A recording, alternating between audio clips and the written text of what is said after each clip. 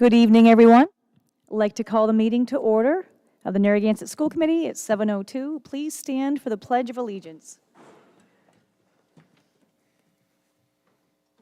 I pledge allegiance to the flag of the United States of America and to the republic for which it stands, one nation, under God, indivisible, with liberty and justice for all.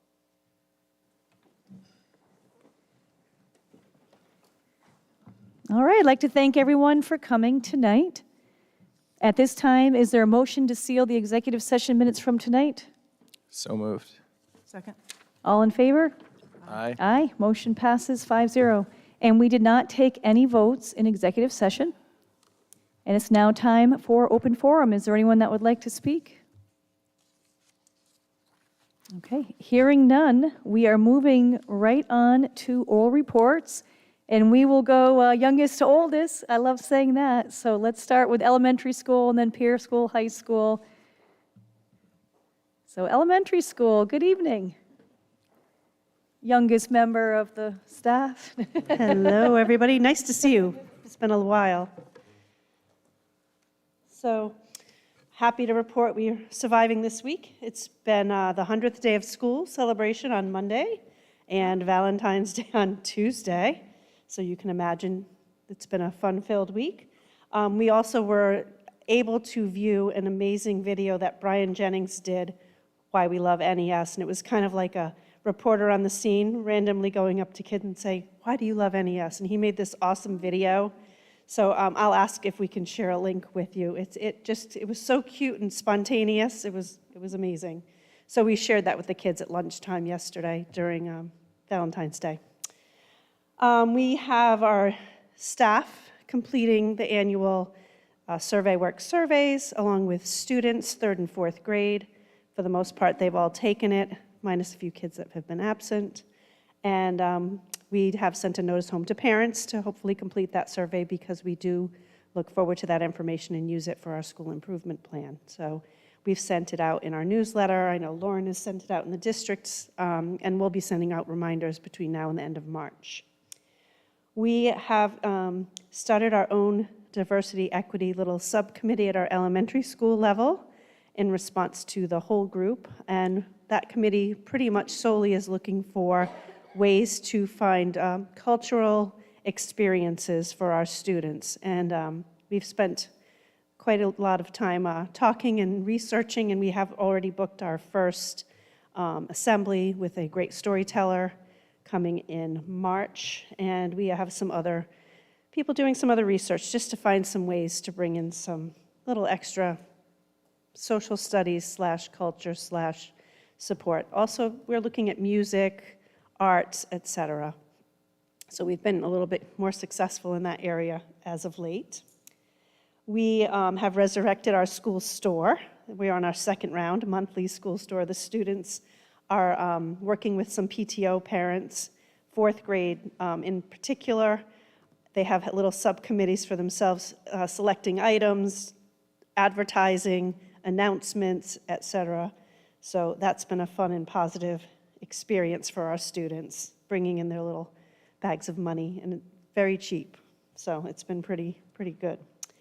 We are still working on our ELA selection. We've been piloting a couple programs. We're getting down to making a final decision, and you'll be hearing from Gail Dandrin and myself and probably Colleen once we make that final decision. We're very close.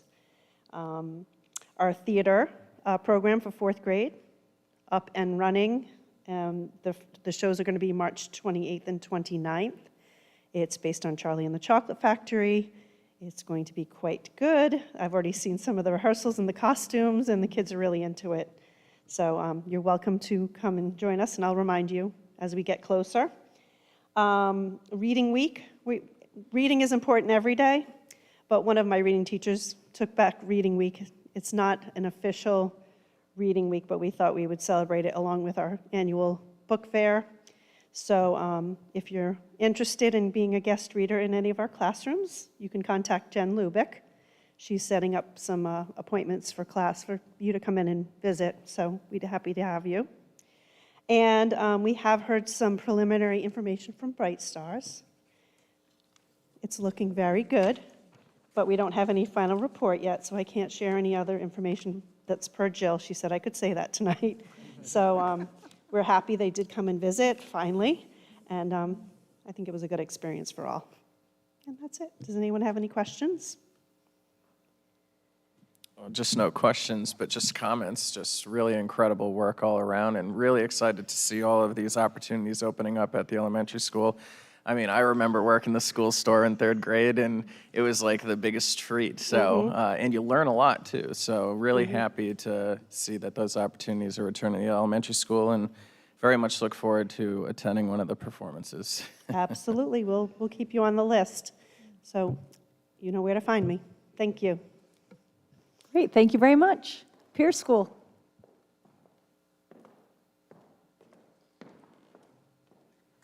Hi there. It has been quite the new year with some great things happening, but you know, it's been very busy at the Pierce School too. I'll start out with a little bit of a sports kickoff.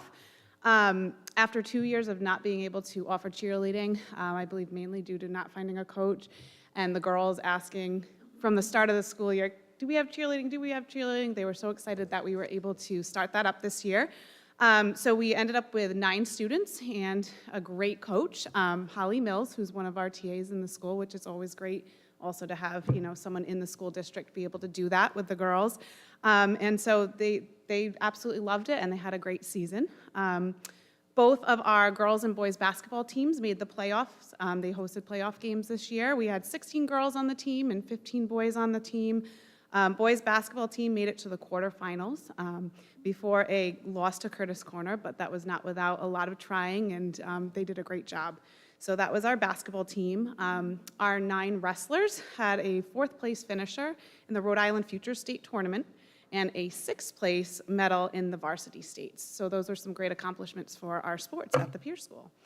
Lots of activities have been happening. Just to name a few, our student council has been an amazing, again, something that over COVID kind of lost some of its footing. So we were able to start that up again this year with Karen Festa and Christina Izzy, one of our language teachers, heading up student council. It has been amazing. The kids absolutely love it. They meet quite often. There's a leadership group, and then there's a whole school group. And actually, we're hoping to start, at the request of some of our 8th graders, a 8th grade class council, because they want to have a little more say in the 8th grade piece, especially missing out during some important years they were there with COVID. So it's been a really, really great experience for our students. And in February, they did 2 kind of activity events with our school. The first is happening this week.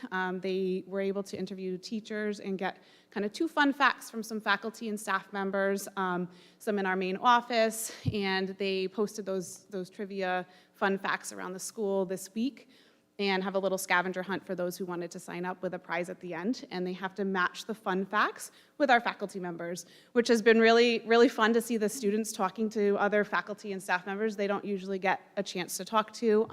Some facts where they kind of were laughing at one teacher, I guess, was in a band and had dreadlocks at one point. So the kids were like, who could that be? And so that was a really, I mean, I even wondered, you know, who is that? So it was a really good way for them to get to know their faculty and staff, and they are having fun with it, and we'll be able to announce who has the most correct answers on Friday with a little prize for them. As well, we have Door Wars, representing the theme this year of the 100th day of school. So they have to represent on a door creation. 100 items have to be placed on there. And then the students tomorrow will be able to, during advisory, put their door creation up. And the students, you know, we've organized for them to all be able to go around the school, look at all the doors that have been created, and make some votes. And then the winner is going to win a prize with the advisory to do a little advisory activity. So those are kind of 2 fun ways to bring in a little spirit. And the students, you know, they really enjoyed that. And then as far as academics go, again, the crux of why we're here. And our MTSS met for another time to go over, you know, to look at student scores, student data, a lot from iReady diagnostics that were taken recently, to match our students with the support that's needed for whether it be math, ELA, reading, or SEL skills. So we've worked on that with teams. It's a long process, but it's a really good process where we support students where they need, but we also celebrate the successes of some students who, you know, we celebrate the success of the interventionists, the students, the teachers, when students, some of them, test out, and we find that their skills have exceeded expectations, and we get to kind of cheer that and talk to the students about those successes. So that's a really great process that, again, we had another round just recently. As well, a big new kind of initiative that we're working on at the school right now, and our teachers have been working really hard. Our ELA coach, our math coach, and our dean of students has been working very hard to create common tasks in relation to RICAS. So we are doing an ELA common task in the 6th and 7th grade with our students, and that's happening this week as well. And the math is doing one for 5, 6, 7, and 8, and they're choosing a RICAS released item to do an on-demand task practice with our students. While we're also working with the teachers, we had 2 sessions of calibration where we looked at some released items that student work not from our school, but in general, we looked at that with the coaches and ran a protocol that they actually use. RIDE uses a similar protocol to look at calibrating our scores as teachers, and it's been really eye-opening. I have been part of the ELA team, and Emily Chartier has been part of the math calibration team, and it's been really a great experience, and I think that everyone's benefiting from it and really appreciating it. And then after the students take it this week, after break, we'll anonymize all of them. We'll come back together and be able to look at the scores and calibrate with our own students. Until then, getting into the process of showing who the students are, handing them back to students, and being able to give that feedback. It's a little bit of RICAS prep, but it's also great prep work for rubrics calibration among our fellow colleagues. So that's been a really great and big task, so I really applaud our teachers, coaches, and our dean for all the hard work that they've put into that. And then, last but not least, our National History Day took place yesterday, which is a huge event. So that was in the library. We had a parent night on Monday, which was great. There was a great turnout of parents. Joan Marasian, our librarian, did so much work to get this set up in the library for them to come see the boards. They did documentaries, and then there were websites that the students did as well. They put a lot of work into it. It's about an 8-week process that the students do a lot of research, and the creativity that goes into this is an incredible project. So really applaud the teachers who worked with the students who completed them. A few of our teacher assistants did a great job in assisting in this as well. So it's been a really, really great process. And we had the judges come in yesterday, and it was community members, students from the high school who participated last year in the project, and teachers and faculty members. Marianne came back, which was awesome, and the kids were so excited to see her, and the faculty was excited to see her. So overall, that was just a really great community event. So those are just a few of the happenings at the Pierce School. Any questions? Any questions? What was the theme for the History Day this year? It was Frontiers. So, Frontiers. Yep.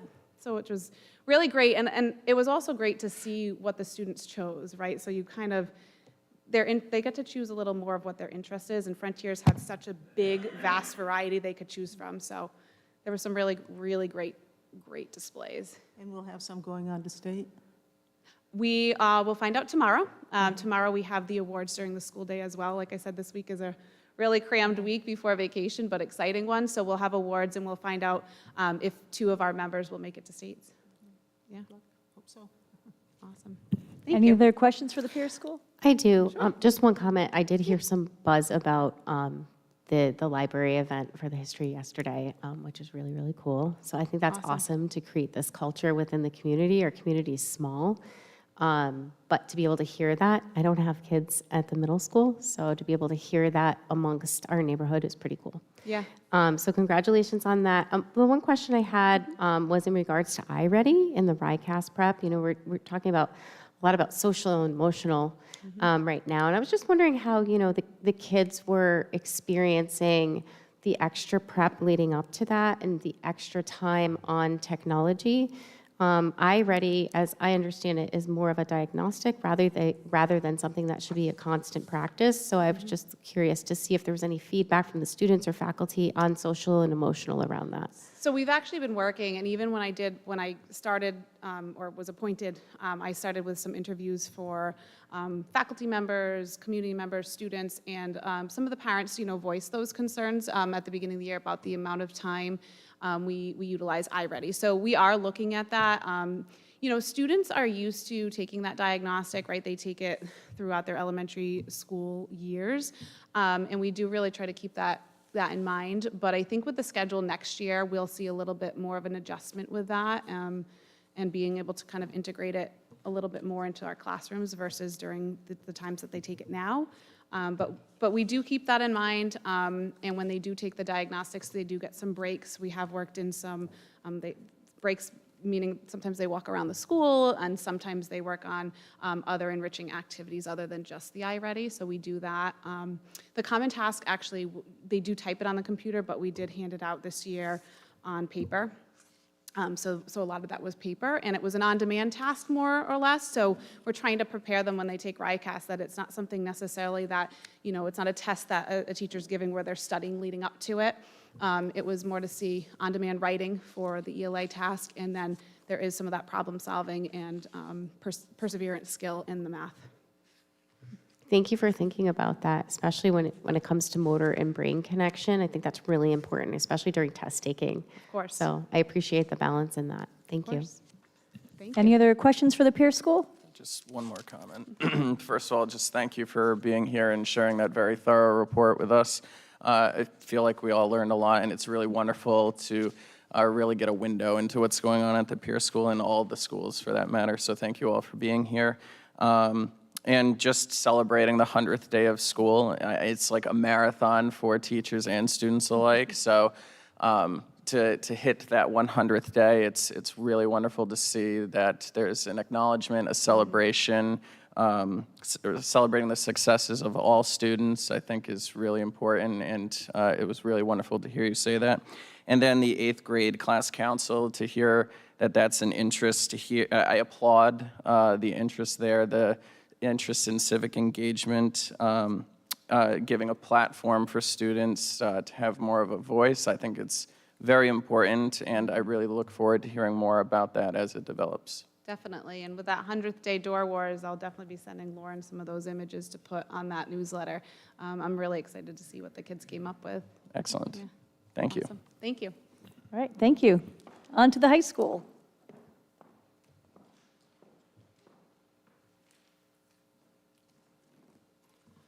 Thank you. Of course, I'd be remiss if I didn't say thanks for saving the best for last. We appreciate it. But Melissa comes after you. That's what I mean.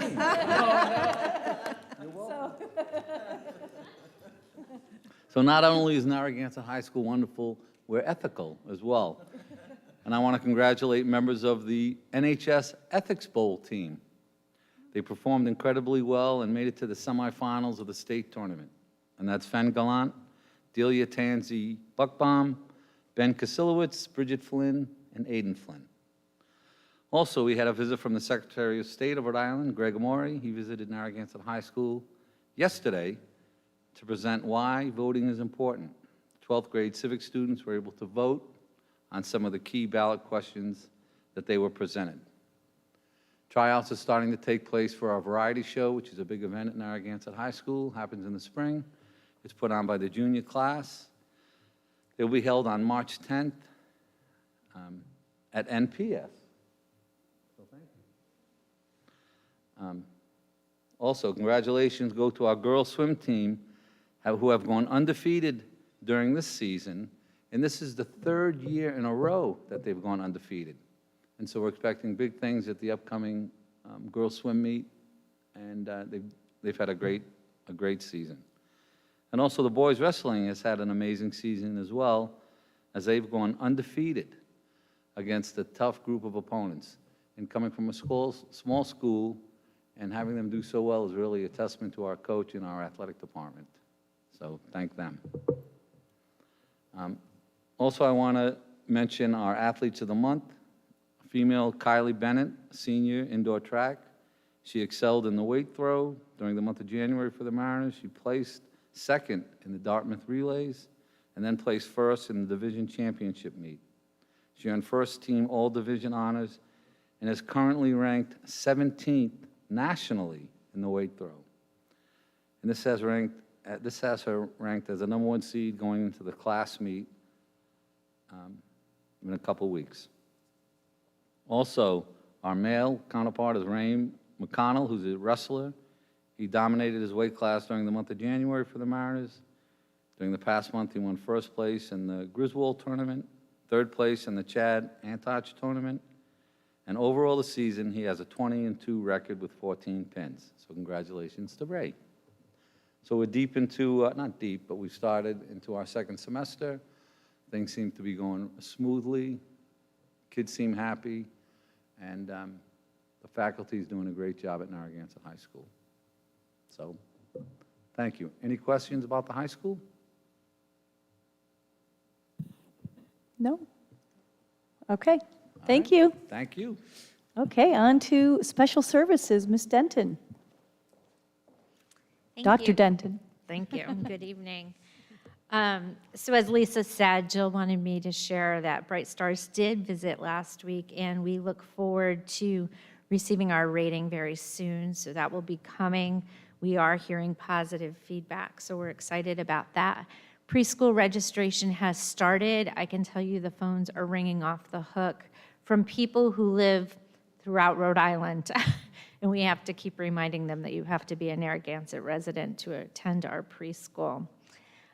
Jill has been very involved in PD at the state level, learning more about how we can use student-centered planning in order to design the education for our students with more significant disabilities.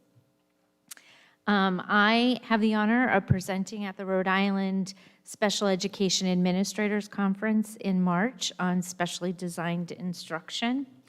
We were able to participate in a statewide training virtually with Dr. Marilyn Friend, all of our leadership team, some of our special educators and regular educators on really thinking about co-teaching and how we're providing our specially designed instruction.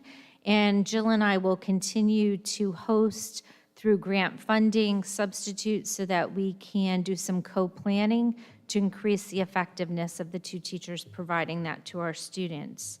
I had the honor of attending the South County Youth Mental Health briefing where Narragansett's peer-to-peer organization was part of a panel along with Dr. Cummings. And part of that was highlighting our Thunder Mist. Maybe Dr. Cummings was planning on talking about that, so I'm sorry if I took, but I was just so proud to be in the audience. They had a great turnout, and to have not only a Narragansett student, but our superintendent at the panel talking about how we're addressing mental health was a proud moment. Schedule's not out yet, but when it is, I'll make sure Lauren gets it to you, but you need to mark your calendar because unified basketball starts in March, and both our middle school and our high school teams will be playing, and there's nothing better than a unified basketball game. And super excited that we are continuing to really work on scheduling at the middle school, at all levels, but specifically at the middle school and our high school, and thinking how to best utilize our staff to meet students' needs, and have really enjoyed being part of that. And that's it. Thank you. So stay up there. Okay. So I know Dr. Cummings, like the big superintendent's report is the budget, but I did see a flyer that had your name on it. So could you give us a little soundbite about you being a panelist, about what the focus was that night and how that went? Sure, I'd be happy to. Was that just last week? It was February 8th. So last week we were invited by Susan Orban and the Washington County Coalition for Children to take part in a panel really highlighting some of the work of the district to support student and educator mental health. And so there was a panel of educators. I was part of that panel, and there was also a panel of legislators to see what would be happening at in this legislative session to help support the children of South County. So it was a great experience. You know, we truly value our partnership with the Washington County Coalition. Melissa has done an incredible job of cultivating that relationship, and you know, I certainly have gotten to work with them over the years that I've been here. We've done mental health first aid with them. We now have this grant for Thunder Mist that you've heard quite a bit about, and it's been hugely successful. And so one of the things that we were trying to show is what's happening on the ground. And I think to the credit of our mental health team at each school, you often don't see the day-to-day crises that are happening, and they are doing interventions literally every day and sometimes every hour. And so, there is so much going on with students that's a reflection often of what's happening outside of school and the stresses that families are under. This panel was really trying to highlight that supports are available in schools, but more needs to be done in the region. And so while we certainly are doing everything that's within our power to help the families in Narragansett, regionally there's still a shortage of mental health services for students. At the state level, there are several bills that are under consideration that will strengthen opportunities for mental health services for students. And so, it was really advocating for that piece, and I thought it was very well attended and some very thoughtful outcomes from that. So it was a pleasure to be a part of it. Excellent. Well, thank you for representing Narragansett and for sharing that. Any other questions or comments for Melissa for special services? All right, well. While we're on the topic, though, one thing that you may want to just give a brief blurb about would be the mobile crisis. And so I think that would be helpful for the committee to know about. Yeah, so 13 school districts in the state of Rhode Island were selected to be part of a new opportunity to work with, we've been assigned to Tides, and we will have a hotline that we can call. We can give it to our families and our staff 24/7, where we will be able to reach a mobile crisis unit who will send someone out either to the school or to the home within 2 hours in order to assess the student. And it's really meant to prevent children from having to go to the emergency room if it's not necessary. They've told us as part of this, and we're in the process of doing training around that. There's a memorandum agreement. So we're at the beginning stages, and then we'll get that information out to all of our families, that if a student goes through this assessment, that they will actually stay with the family and the student and monitor them for 30 days and help to provide any support they might need with some follow-up services. So we're excited about this because the last thing you want to have to do is call 911 if it's not necessary. And we want our families who are in need to have access to a choice other than the emergency room. So more to come on that, but as soon as I get more information, I can make sure that it goes in your packet so that you can read about that also. Thank you for sharing that. You're welcome. Thank you. Okay, so we are on to school committee reports. Who would like to go first? Alex? All right. Thank you. Just a quick soundbite. The Diversity Committee met on February 9th for a quick workshop and update. And as you've already heard, the elementary school and the Pierce School both have a student diversity equity committee or team, whichever they prefer. And both are meeting pretty regularly from my understanding. The Pierce School currently has a small group of around 10 students actively engaged, and it is held during and after school and is run by Jen Benson. And also, the School Committee 101 was a session that was held at the Crown Plaza on January 21st, and I attended along with Diane, and I believe virtually as well. Where we met with other school committee members from around the state. This event was hosted by the Rhode Island Association of School Committees, and topics that were covered included roles and responsibilities, ethics, understanding the funding formula, open meetings, conflict resolution, and accessing public records. Great, thank you, Alex. Does anyone else have an update to give? Okay. Diane?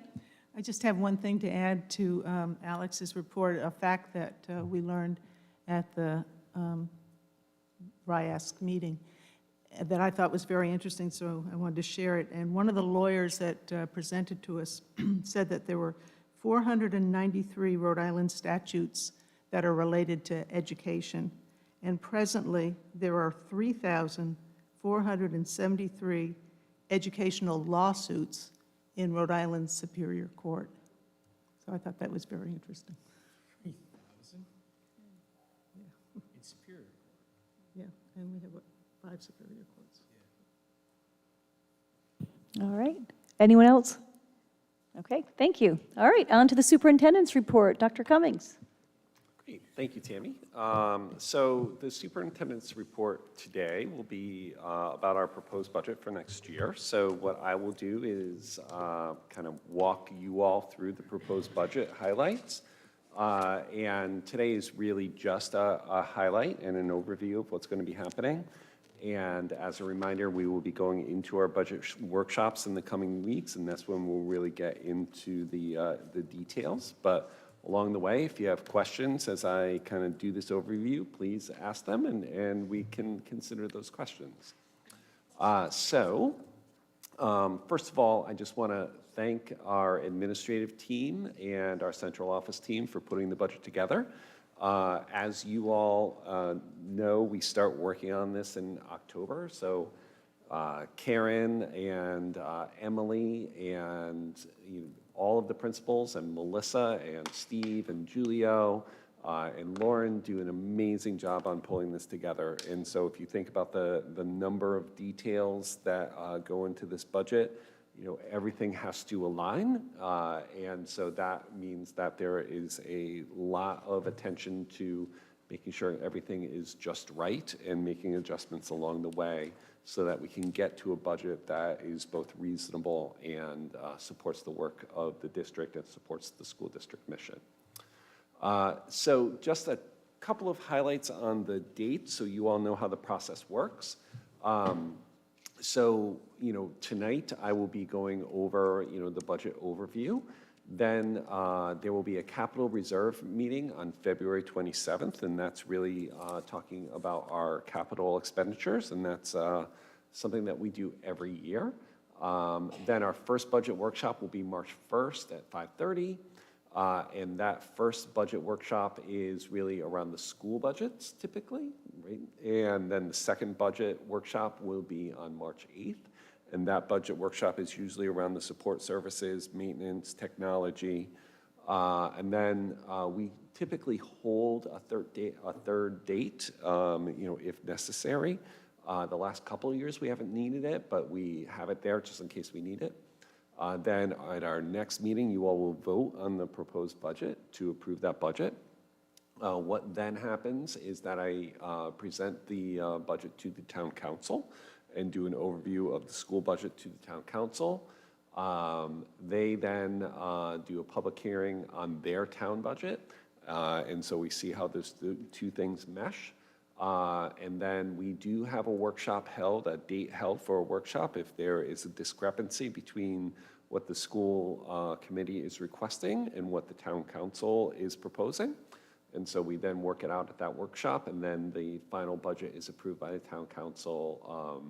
First reading is May 15th, and then it's adopted on June 5th. So it is a long process as we go forward. So just to give an overview, right, of where we are. So, of the students in Narragansett, 1,114 currently attend our schools. There are 4 that are out-of-district placements. There are 14 resident students that attend career and technical programs outside of Narragansett. 10 students attend charter schools.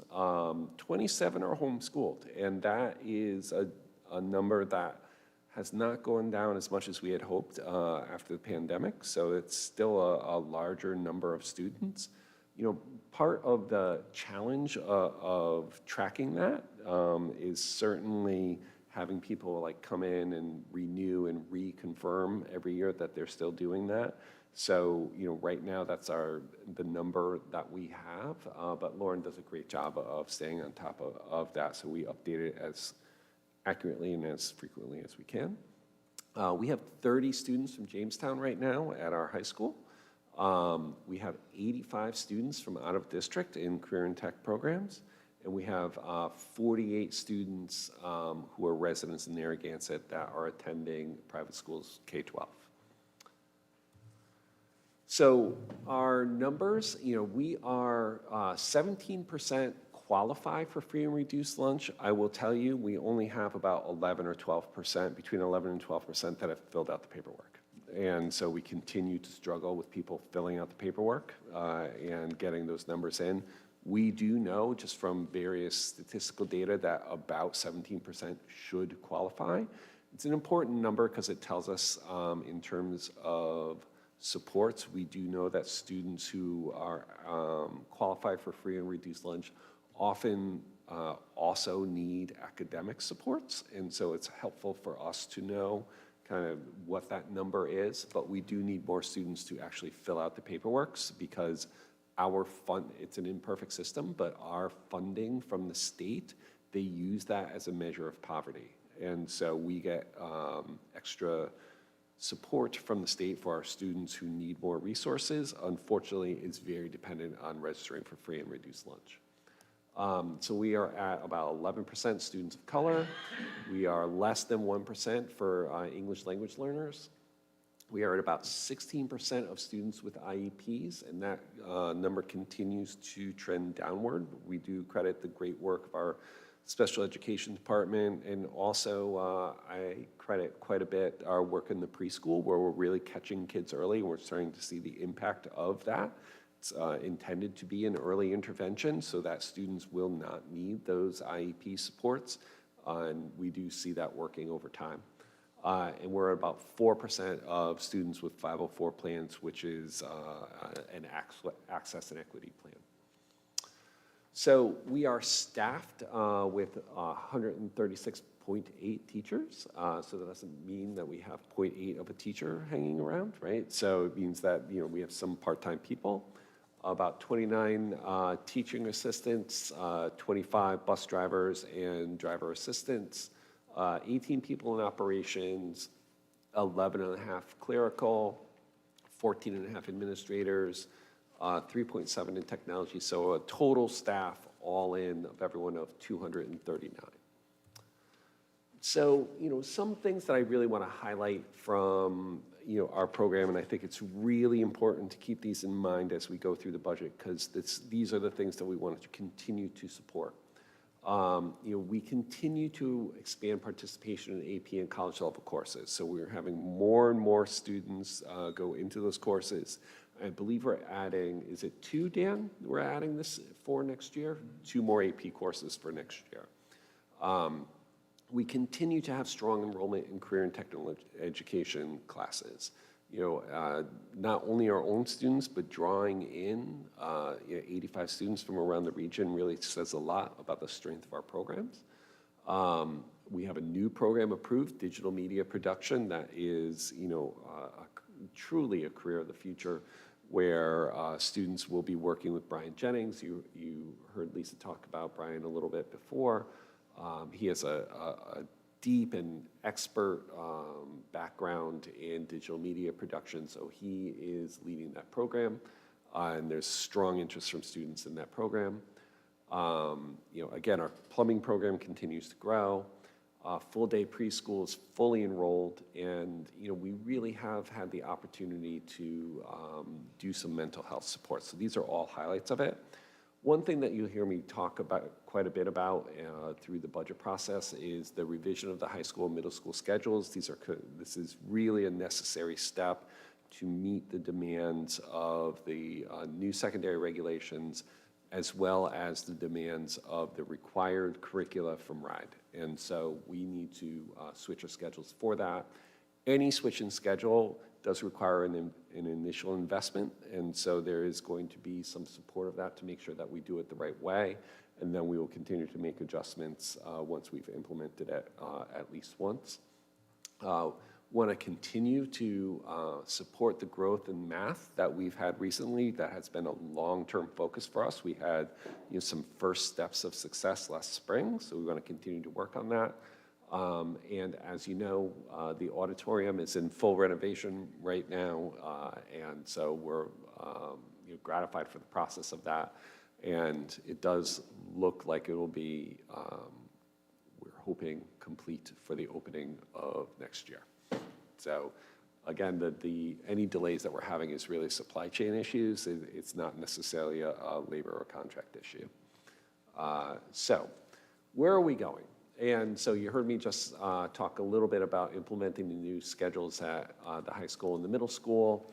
One of the things we're really excited about and the kids are really excited about is being able to offer more electives at the high school and at the middle school as well. So we are looking forward to embedding at the middle school music during the school day rather than having to do it before or after school. The high school, all sorts of electives to really match student interests. Continued recovery and intervention. So we do have students that are still recovering from learning loss. We do have students, and you've heard us talk about it quite a bit, who are suffering from, mental health crises. And so we continue to do our tutoring. We continue to staff our interventionists and work on that as we go forward. Our CTE program development continues to expand. We are very involved both locally and at the state level for that, the digital media. Getting more students at the middle school involved is part of our plans for the coming year. And our plumbing and education, agri-science, computer science are all highlights. Actually, Central Falls came down, I think it was yesterday, to meet with our education program and really learn from them and do some partnering with the URI. So some great opportunities for students. Again, our ELA and mathematics program and curriculum revisions are key as we go forward. These are our core subject areas that we need to continue to support going forward.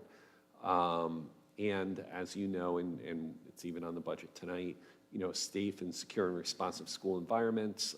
So our social emotional learning is critical.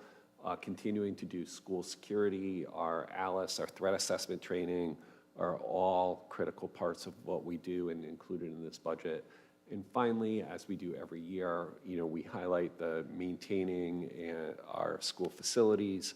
We always kind of devote about 3% of our budget to maintaining our school facilities. And because we do that, we don't get behind on our maintenance or on our efforts to make sure that we have places to learn that are conducive and welcoming to students and to families. So here's where we think we will be next year. This year we're at 1,114. We do think that we're going to continue to drop, unfortunately. So we do think we'll be at 1,083 next year. Part of our challenge is that we are getting very small kindergarten classes. It is very challenging right now for young families to purchase a home in Narragansett. And so, try as we might to make it as welcoming as we can and as easy as we can for families. We try to get families to come in for preschool, make sure that they get to know the community. Just the prices of starter homes right now are very challenging for families in Narragansett. So it's not that we're losing families that we have, right? And so once families are here, they tend to stay. But we will be graduating a class of about 120, I believe, this year. And we'll be taking in a kindergarten class of about 50.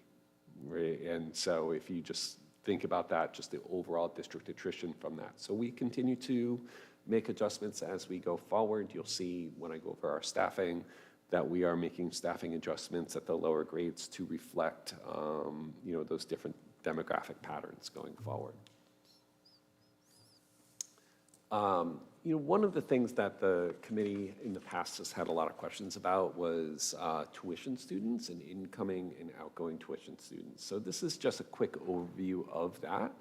And so right now, when you count Jamestown into the mix, we have about 115 students coming in for tuition.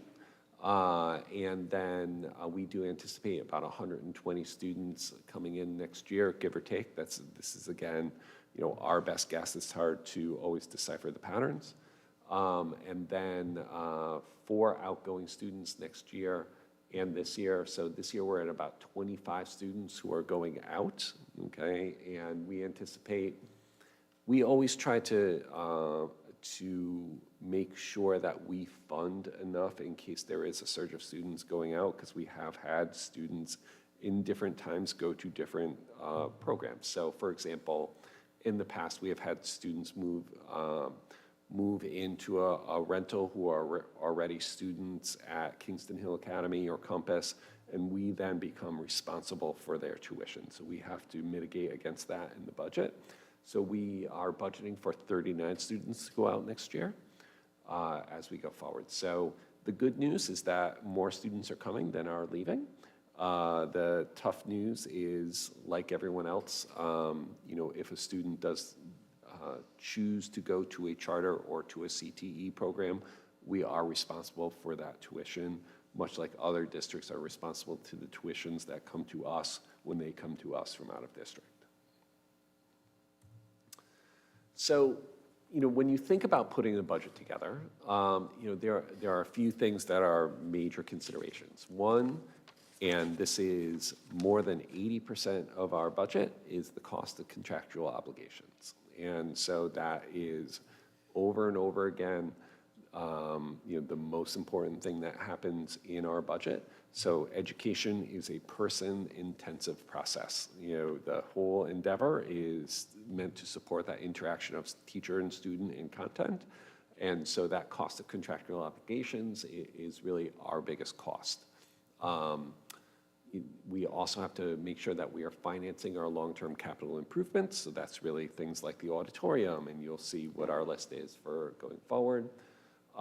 Making sure that we have the right resources to support learning loss and mental health. So for example, it's been the choice of the committee long-term to have a school psychologist in every building, right? That is a programmatic choice. I think the right one I would continue to recommend to you, but those, are budgetary considerations as well. We continue to invest in early childhood education. The preschool, I think, was just a strategic choice by the committee long-term. We are seeing the benefits to students for that long-term. You can see it in our early reading scores. You can see it in fewer students needing special education services. So it is bearing out the strategic kind of intent of the school committee going with that several years ago. We have to make sure that we're budgeting for charter school and CTE tuition obligations, and we want to continue to grow and support our programs. We want to attract students and families to Narragansett. So, we do strongly believe we have excellent schools, and we want to make sure that, it is an attractive option. We know people often buy homes for the school system. And so if it is within their reach, we want to make sure that our schools are adding to the desirability of the community. So for our staffing changes, which are proposed for next year, Gail is going to back off a little bit. And so again, we've had a lot of curriculum work. So she has her new grandbaby, and so is asking to be reduced for a little bit, which we can accommodate. For next year, so we had budgeted for 4 kindergartens for this year. We only had enough students for 3. So that isn't an actual cut to a person, but that is a cut of a position that we no longer need. We are shifting a grade 3 to a grade 4. And so we want to keep those classes really small. This cohort in particular was in K-1-2 during the prime COVID years. They need some extra support for those early reading services. So we want to continue to do that. And because of shifting needs in special education, we are able to reduce at the elementary school. At the peer school, because of some of our schedule changes, and again, the number of students at peer continues to go down, we will be reducing a grade 5 and as well as a special education. We're going to be reducing a PE teacher there because of the switches in the schedule, and we're going to be reducing a world language teacher because of the switches in the schedule and the fewer number of students. So we will continue to offer world language and French, so Spanish and French at the middle school, but because of fewer students, we just need fewer teachers to do it. We will also be adding the computer science there because we're going to be able to have more electives due to the new schedule. And then at the high school, We're going to be reducing a point for social studies, and we can do that with the new schedule. But we do need to add, just to make sure that we are covered for all the new electives and the things that students want to do. So we'll be adding a math, a science, and a PE going forward. Eventually, that will start to flatten out as we start to share staff between the peer school and the high school. But for this first year, we do need that additional staff at the high school. Going forward, we also have a large number of capital investments going forward. And again, there's not one big project like we had this year with the auditorium. There's a lot of important projects that are significant. The biggest one that is on here is a communication system, which is really phones. And so we do need an entire new phone system. And that also has security implications. So the phone system we have, oh God, it's at least more than a decade old. A lot of it is still analog. So it does need to be switched up, and we can enhance that so that it has different security aspects to it. So press a button and get to the police, can flash if there's an alert. There's lots of security enhancements with that we do need to do. Steve does need the plow truck going forward. A lot of these, the Jacobs one comes from the report from a couple of years ago that highlighted the most important things to get done in a school. So while these are not glamorous, they are really important things for us to do. So emergency lighting at the elementary school, ADA upgrades of sinks and doors. The cooler freezer is on its last legs at the elementary school, so we do need to take care of that. At the high school, so we do need to finish repairing the baseball field. So it got all in the back of the school. It got all ripped up when they put in the new paths to school, or I forget the exact name of it, but all those new pathways back there, they totally kind of ripped up our baseball field, so we do need to repair that. Again, emergency lighting, and the parking lot in the front and in the back is due for some repairs. And our locker rooms are hugely dated, and so they do need some upgrades as we go forward. So that's a total of $1,503,000 going forward for capital investments going forward. So what we are proposing for next year is, overall salaries are going to go up roughly 4.37, and that's really contractual obligations. Employee benefits go up around 3%. There's a reduction in purchase professional technical services, and property services are pretty low. So overall, the budget would go up 4.61%, or $1,596,793. A lot of that is due to inflation and also the contractual obligations as we go forward. So you may be asking, how will we fund this? Well, first of all, let me highlight that of that increase, over 80% of it is salaries and benefits. So again, the teacher contract, they have about a 3.5%, Karen, for next year. 3% for next year. So that is, kind of a significant chunk of money as we go forward. And then when you add in administrators and support staff, that's where that number comes from. So that is, when you look at the chart of it, the majority of the funding goes to the people. But what we are proposing is that overall, the cost to taxpayers and the ask of the town council is only 1.39%. So while our overall budget increase is a little over 4%, really the ask of the town is just a little bit over 1%. Okay, and I think that's really important to note, because again, a lot of our budget will come from state aid. We will be applying in kind of following the suggestion of the town council to use the fund balance both for capital and for operating expenses, so that we're able to kind of keep the ask of the town on the lower side.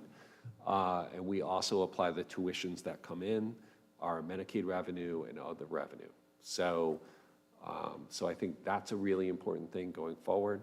So 1.39% ask of the town, while the overall budget is at 4.6.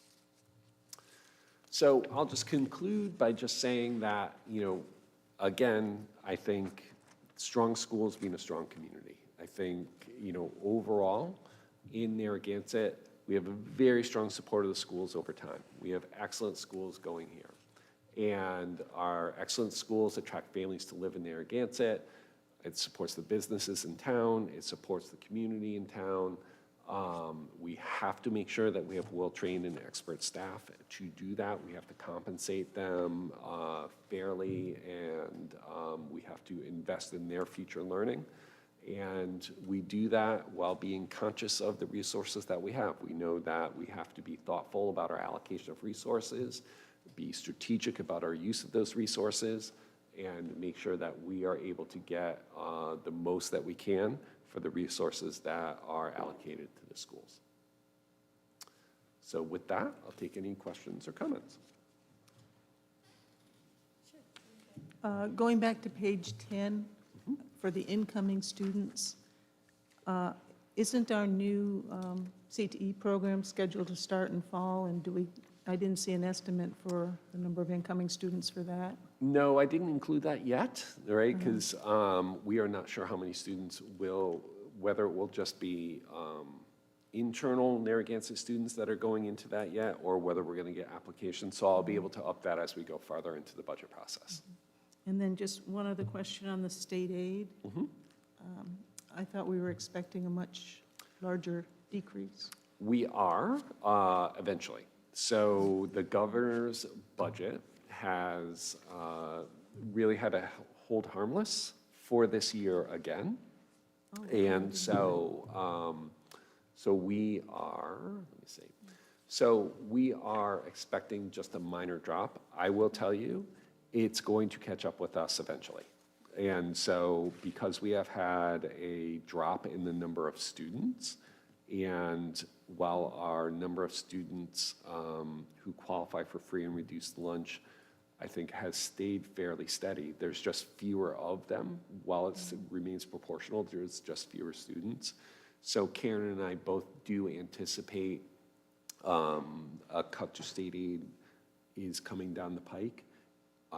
We are anticipating that it will not be this year, and we are fortunate for that because we are able to then maintain a lot of the services post-pandemic that our students continue to need. I have a question. What was the spending per student? Is there a number of how much we spend each year per student? We can get that to you. So, Okay. I can do that calculation. I don't have it as part of this presentation. I guess I would like to see, that according to like the state average. Yep, and what I would say in response to that, Jen, is, we are required, just like every other school district, to offer all of the services that every other school district does. And so the per pupil cost can be a little bit misleading because we have to have, for example, the transportation, the principals, the number of teachers, all of these things.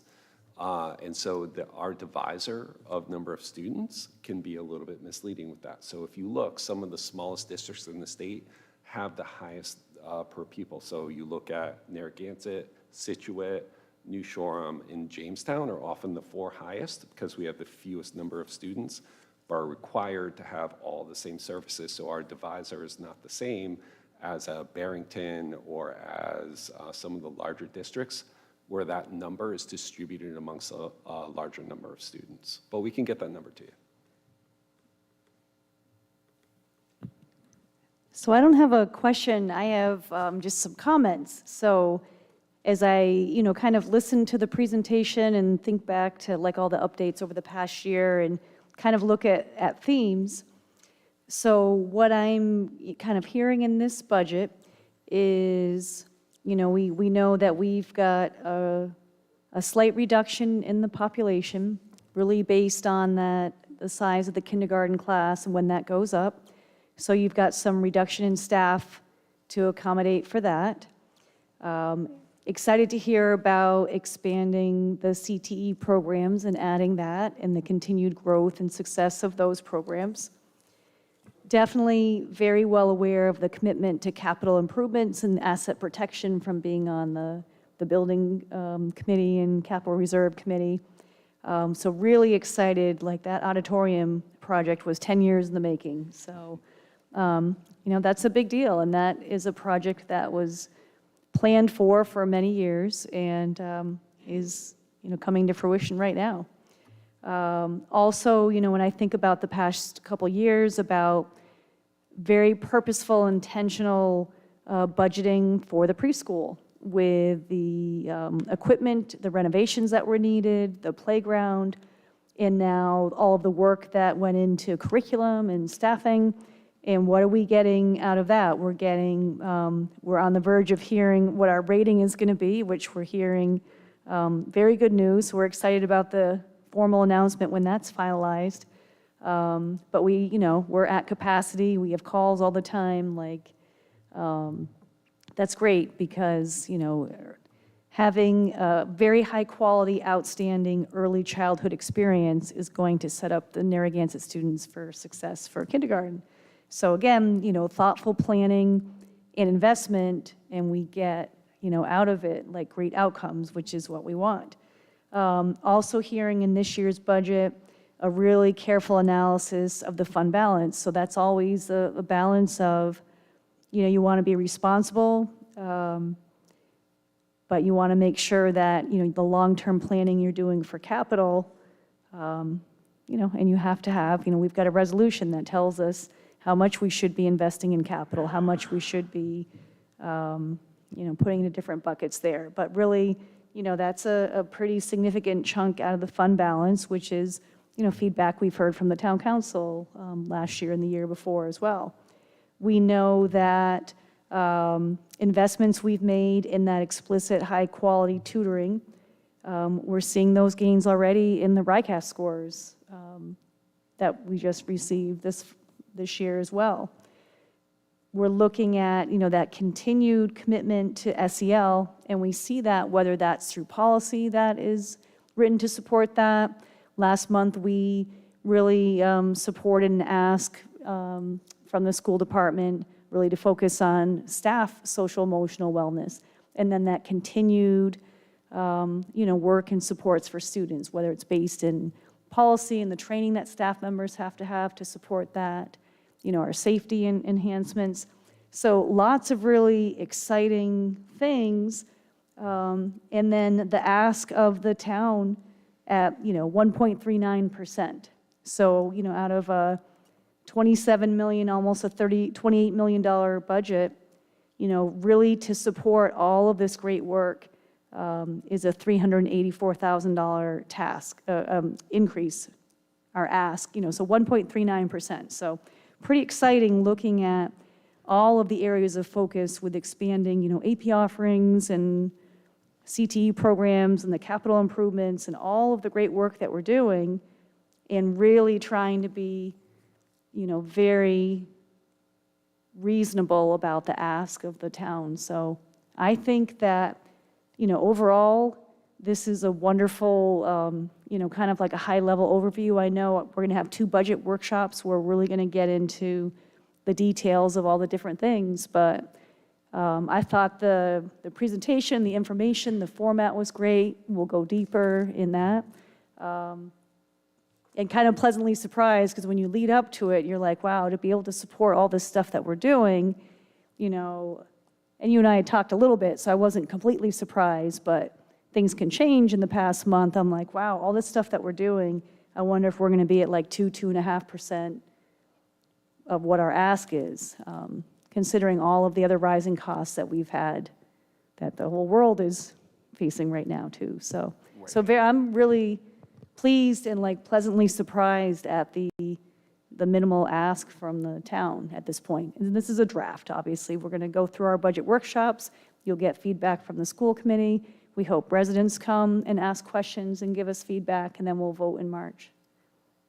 Thank you, Tammy. And, you know, one of the things that we've been fortunate and strategic about, and I didn't highlight too deeply in this, but we'll go over it in our budget workshops, is the use of the ESSER funds.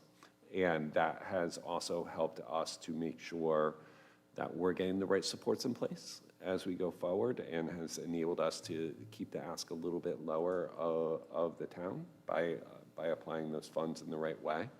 I will tell you that long term, you know, we're going to have to really think about supplementing those funds, right, for some of the programs that they have kickstarted that we want to continue going forward. I'll just bounce off of what Tammy said. Really well done, wonderful presentation. And I think it really makes a point just to show how well thought out and organized the budget really is and always has been, and to see just how many different resources we're able to put in all of the different funds, and to only ask for a 1.39% increase, especially during these trying times and inflation, I think is really well done, and I think it's a more than reasonable ask. And to point out, just in budget considerations, just to put added emphasis on the fact that 81% of the overall budget is contractual obligations, and that we are really stretching the other 5 points of the budget over 19%. And I think that's really incredible, the amount of thought that's gone into that, and really needs to be taken into consideration when reviewing the budget. And also, point number 3, the considerations for putting resources to support learning loss and mental health. The fact that, you know, there's a lot of discussion over the COVID pandemic being over. We are very much still seeing the effects from the pandemic, the learning loss. We're not ignoring it by any means, and it's great to see that we are still putting attention on academic recovery and addressing any learning loss. And mental health, especially during these trying times, cannot stress enough how important awareness is of how difficult it is for our teachers, our parents, our students especially, and to know that we are taking it very seriously, and we have a special place for it in our budget, I think shouldn't go unrecognized. And again, I applaud the fact that that has been included, and the fact that we have school psychologists. When you look at other districts, how lucky we are to have that resource or resources in our school district, I think is very important, and I'm very proud of these programs. And thank you again for considering that. Any other comments or questions from the school committee about tonight's presentation, or anything in particular you want Pete to make sure that he includes in the budget workshops? You could either share anything now, or you could certainly email Pete in the next week too, if there's a particular question that you have or something you want to make sure that gets brought up at one of the 2 budget workshops. Any other questions or comments tonight? I just have one overall thing. Just, you know, from wearing many different hats in the community and as a teacher, as my profession, you know, you can invest in people, you can invest in technology. You can't fully invest in both. I would much rather invest in people.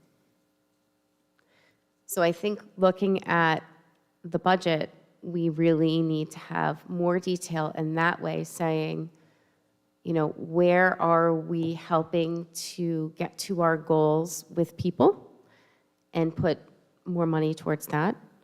And where are we helping to get to our goals with technology and see what is really needed? You know, it's like balancing any budget, especially for a small district. I think you have to be really, really careful. You can't have everything. What's really important, and I agree with you, I think the people are really important, because I think it's people to people that makes Narragansett super special. One thing I want to commend Lisa and the pre-K program on is, you know, both of my children went through the pre-K program, and phenomenal, phenomenal. They are, you know, and their friends and everything. I got to say, I mean, Narragansett is absolutely doing that right, and I really believe that's because of the people. So I just, you know, as we go forward, I think we have to be careful how much we're investing in both at the same time, because there's only so much time during the day. The kids can be taught by people, they can be taught and diagnosed by technology, but really, we really need that human connection for social and emotional and for that learning to happen. So I would just, that's just the balance that I have in my head as an educator, as a parent, as a school committee member. So. All right, any other questions or comments? Okay, all right, thank you, Dr. Cummings. Anything else in your superintendent's report before we move on? Nope, thank you.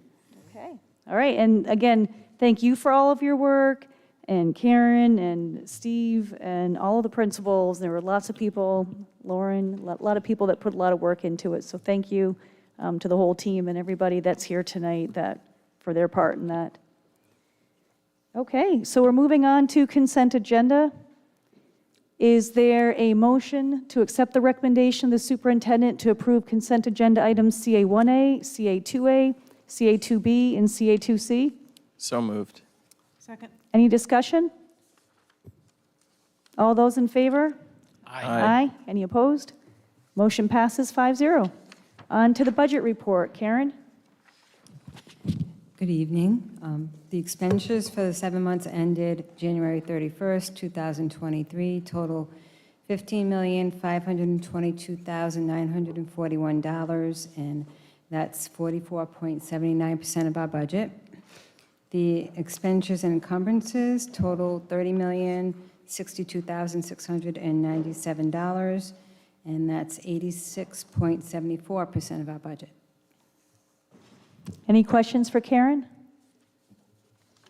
All right, thank you. So on to school committee business, and our first motion is related to what we discussed in executive session tonight. So is there a motion to accept the recommendation of the superintendent for displacement of the following teachers, seniority numbers 2341, 2393, 23103, and 23141, and the non-renewal of the following teachers with seniority numbers 2320, 23116, 23128, 23140, 23143, 23144, and 23145, based upon the following reasons. Due to the number of students projected to require services in certain areas, it's anticipated that it'll be necessary to restructure positions or programs, and/or it is believed that there are better teachers available to fill the position. So moved. Second. Any discussion? All those in favor? Aye. Aye. Any opposed? I abstain. Can I abstain for that? I'm going to just defer to Diane. So if someone is going to abstain, do they then need to fill out something with the ethics committee about like why? So, Yeah, there is a short form for any abstain, and do we have some in the office, maybe? Yeah. Okay. so you can, and like, you just have to fill out with the ethics department, like why. Like sometimes it is, you know, if you have a family member who is related to a motion that's on the floor or whatever. So you can, it just, there, you don't have to disclose to us the reason. There's but- a conflict of interest in, Okay. so I feel like I have to abstain on that one. Okay. All righty. So the motion passes 4-0 with 1 abstention. Okay.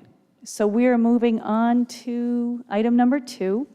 Is there a motion to accept the recommendation of the superintendent to approve the school calendar for the 23-24 school year? So moved. Second. Discussion. Okay. Pete, what do you have for us? So, so this is almost exactly what we looked at last time. You know, there is one update that I will put out there for your consideration.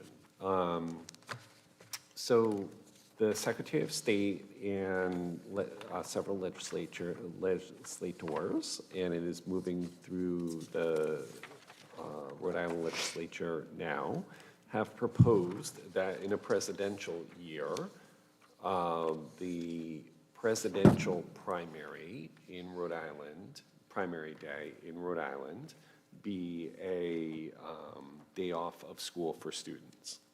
So next year, that would be, which is the presidential election year, that would be April 24th. And so in version 2 of this, I put in April 24th as a professional learning day for Narragansett. The timing of the day is a little bit awkward in that it comes right after our April vacation. I would recommend to you that that is likely to pass from kind of, I can't guarantee it, but kind of it feels that way. And so we do need to have it would be useful, we don't need to, it would be useful to have a PD day in the spring. I think that in anticipation of that, having the 24th as a PD day would both A, mitigate against if that is going to be passed, and 2, by putting it there, we are doing a spring PD day at a time that is useful for us. So would that change the PD Nope. days? So we have 4 PD days. So what we have been doing is doing them as after-school hours, which is in our contract. And so that would just shift that to a full day.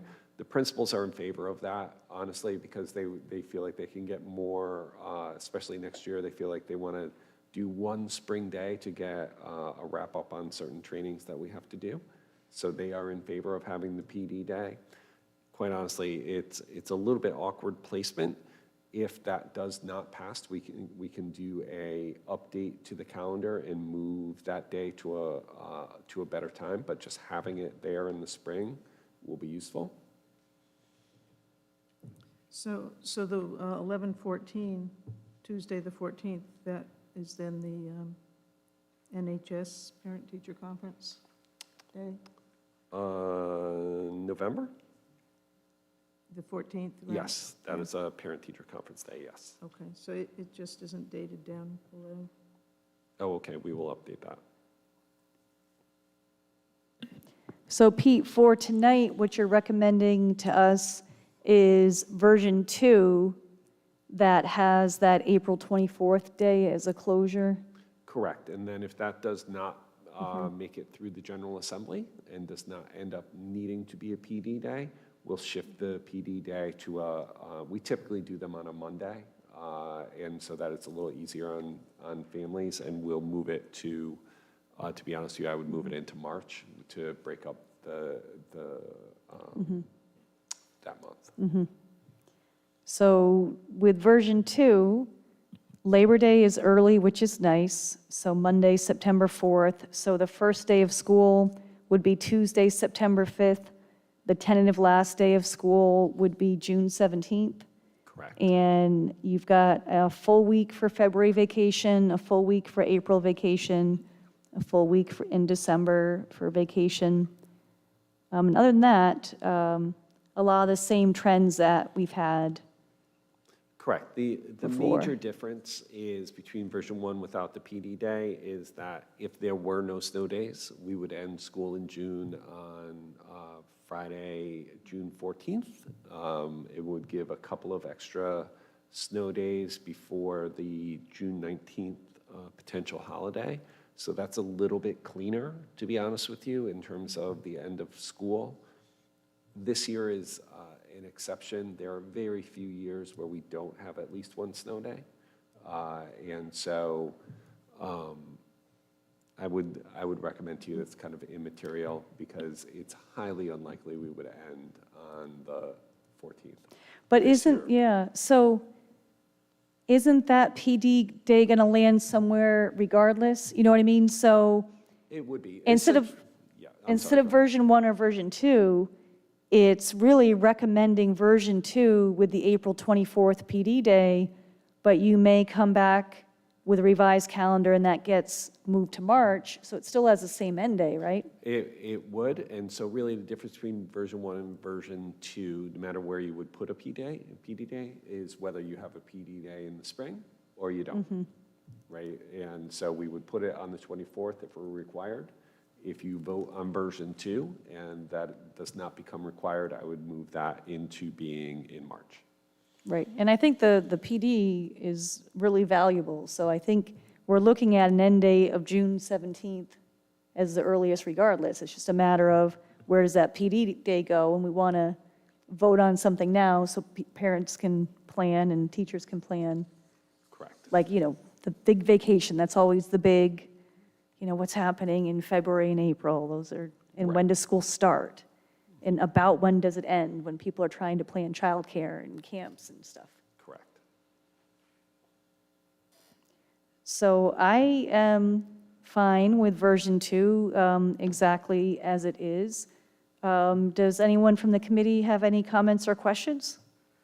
Just that, is it possible for a snow day still to be a virtual day to where it wouldn't really push us back too far, depending on power outage or something? I know it's strange down here because we get windstorms without snow, and sometimes, right, we can't hold school. So I understand what you're saying about that. Right. So the way our policy works is that, essentially the first few, if it's possible to have a full day, for example, we do them out of school because we know that a virtual learning day for many students is just not as strong a learning day as being in person.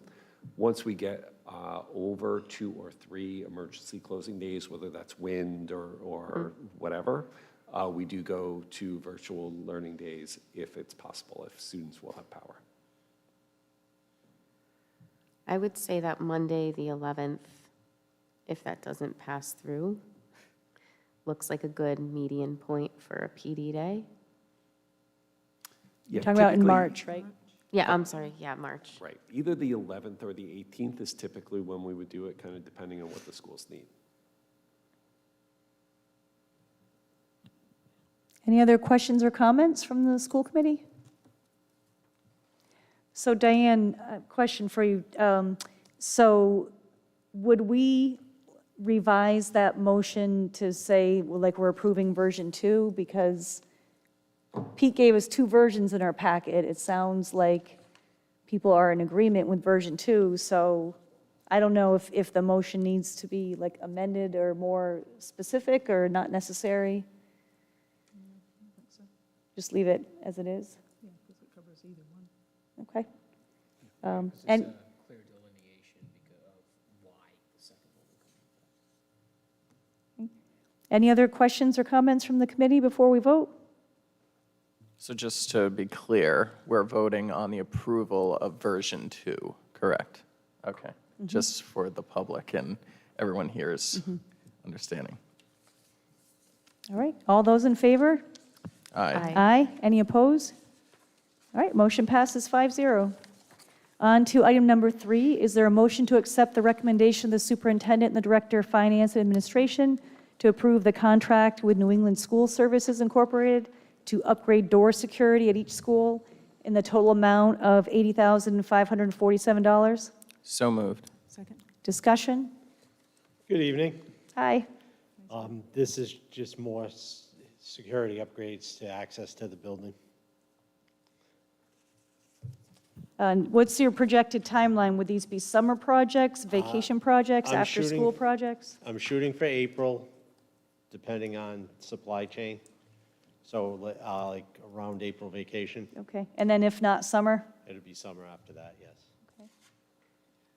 Steve, I noticed the list of equipment being ordered for the high school and the elementary school is quite extensive, while the middle school is not so extensive. Is that because that work's already been done? Because I know we've approved a lot of hardening of the, Existing systems in place are just being enhanced at the peer school. oh, okay. And just one other thing, I know we've used the Massachusetts Higher Ed Consortium Yep. price master list before. Yep. And I was just curious, Do the other New England states, do we have access to their master price agreements, or is it just Massachusetts that we share? There's a bunch of collaboratives. It seems to be more people use the Mass Higher Education one than anybody. Massachusetts also has Combines, which is another bid program they have, which New England School Services is also on that one, so, with the same pricing format. Thank you. Any other questions or comments for Steve? Just thank you for waiting around to give a soundbite here. And just one other thing, how long does it take to complete these projects at each school? Depending on Ideally. supply chain issues, I gotta, Yeah. I clarify that, under a week. Oh, excellent. Yeah. Very impressive. Thank you. All right, any other questions? All those in favor? Aye. Aye. Any opposed? Motion passes 5-0. Thank you, Steve. Thank you.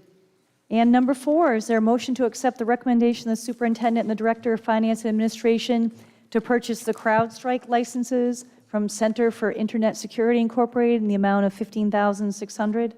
So moved. Second. Discussion? Good evening. Hi.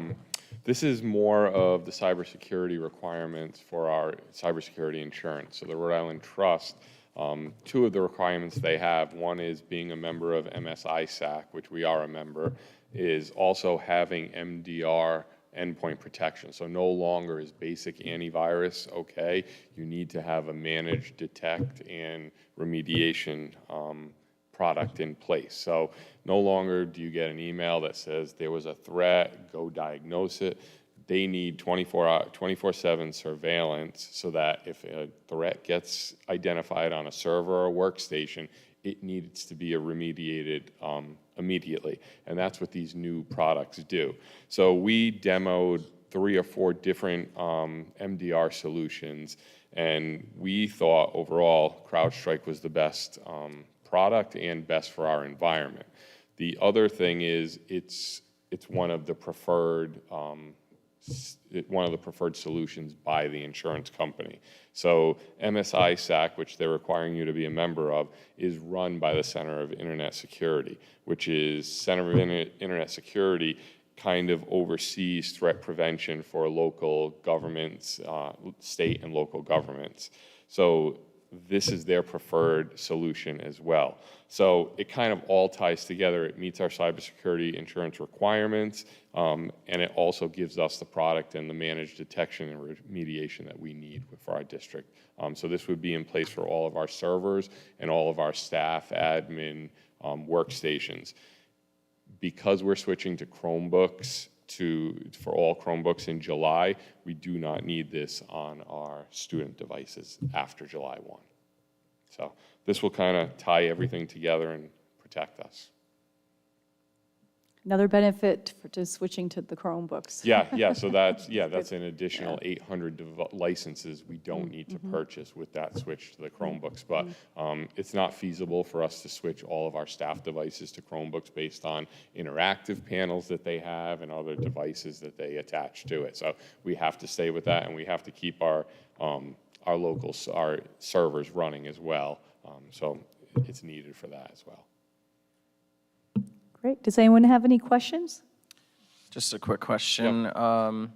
First of all, thank you for providing all these resources and a breakdown of the costs. It made it it was very easy to follow everything. Is the billing frequency a one-time, or is this renewed annually? It's an annual subscription. So basically anything you buy technology-wise now is an annual subscription. You notice it with even in your home with your Netflix, with everything is a subscription service. 10 years ago, you could buy a copy of McAfee and keep it for 10 years. Yeah. That's not the way it works anymore, unfortunately. And one other thing, is this a new initiative, or was this in the district technology plan from This was start? in the district technology plan. Excellent. Based on the cybersecurity requirements that we saw coming down. There are 5 requirements that we have to meet by July 1, and this checks the box for one of those 5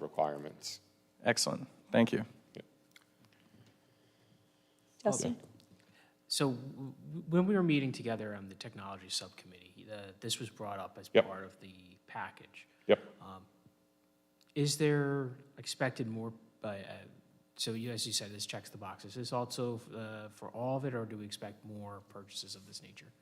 I'm trying to remember from. Yeah, back so the only one, there are other purchases, but they're at a lower cost where I don't have to come to you to bring into them, but we did purchase Cisco Duo, which is two-factor authentication, which we've currently rolled out to all of our servers and to our tech staff. Starting after vacation, we're gonna roll that two-factor authentication because they're gonna require two-factor on all Windows devices. We're gonna roll that out to our admin team, give them a look at it for a week, and then we're gonna roll it out to all the teachers. So that's like another one that, there are multiple layers of this. Another layer of the cybersecurity is we have to have a risk assessment done. So in April, we have someone coming from CISA spend a day and a half here, the first 4 to 6 hours with the entire admin team to go over what cybersecurity is. It's not just technology, it's an organizational issue and it's training beyond that. Some of the other requirements are email phishing, which we performed our first one last year, and cybersecurity training for staff, which we put our first one out in February. They have till the end of March, and we're going to do those cybersecurity trainings monthly. So, quarterly. So there's lots of requirements that they're forcing upon us just because of the sheer number of attacks that they've had to municipalities and school districts and the amount of money that they've had to put out. So they're really going to hold you to this so that if you don't have these items in place, they're not going to give you cybersecurity insurance. It used to kind of be like a rider on our insurance policy. It was just thrown in, but over the past 5 years, they've lost millions and millions of dollars where they just can't afford to do that anymore. Okay, so thank you. I was curious if it was the last of it we're going to see. But No, and like I said, for the first year, they're focusing on 5 primary goals, and then we foresee, I mean, it hasn't been official, but we foresee in years 2 and 3, there's going to be an additional 5 requirements that we're going to have to meet. Yeah, thank you for going over that. Yes. I do have one follow-up Yeah. question since it was brought up.